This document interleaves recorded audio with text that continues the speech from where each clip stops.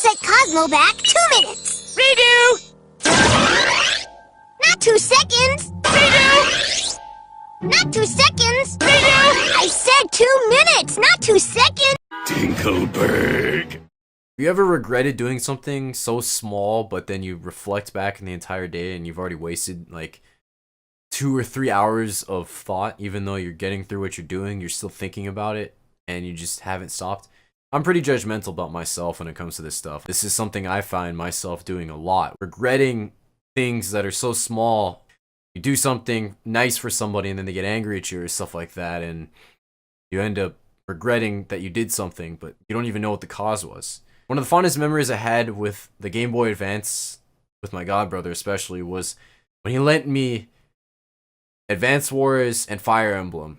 Those were my favorite GBA games. They're really about kicking names and taking thrones, if you know what I mean. You always wanted to check the map and scan out what was going on, who is a threat, who's dangerous to you, get as much intel as you can, and then make a general strategy as a turn-based strategy game for both of them. But what separated Advance Wars from Fire Emblem was there was this thing called permadeath, where if your character dies in that stage, they're dead forever. And I thought this feature was really cool because it made it seem like I was actually with the team. I was like a part of the team. And it made me get attached to the characters. And in this context, I became a perfectionist. I wanted clears where, even though there were sometimes I didn't like all the casts of Fire Emblem, I started to try to make it so that I always kept everybody alive. It was my entire goal for that campaign, even on the hardest difficulty for all the Fire Emblem games, to keep everybody alive. Now, I know there's sometimes you just want to let somebody die. I really enjoyed that. I enjoyed the challenge of trying to keep everybody alive. But this bled over into my lifestyle. When we have this regret where we fuck up, where we mess up, and in the case of Fire Emblem where you lose a character, you have to basically scrap that guy for an entire fucking playthrough if you continue on. You could do this thing called save scumming. And in XCOM, you could also do this thing called save scumming, where you just load back another file and then you have your character back.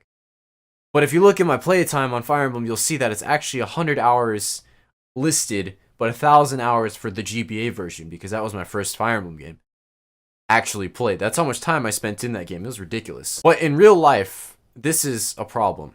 A really big problem too. For 2 reasons.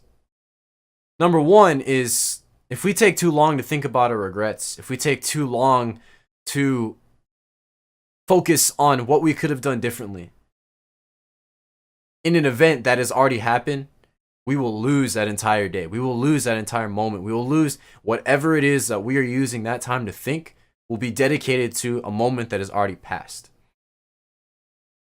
And specifically, this causes us to no longer think about what we're going to learn about that failure, but what did we do wrong? And what we do wrong is not always what we want to learn. We sometimes want to think of what went right, what actually happened in that event, and how we can use that event to guide us in the future events. But myself, I know I always judge myself super hard, and for the longest time I've always regretted everything that I created. I always said, oh man, you know, I messed up when I was talking. I messed up when I was editing this. I missed a frame there. Small stuff like that. And this thing called perfectionism pops up. Now, it's good again. If you're playing a game, that adds fun. Perfectionism is also fun in life to some degree too. But there's a point when it becomes too much, where you are slowing yourself completely down. Badasses don't have time to think about the small battles that they lost. They don't have time to think about what they lost or what they did wrong.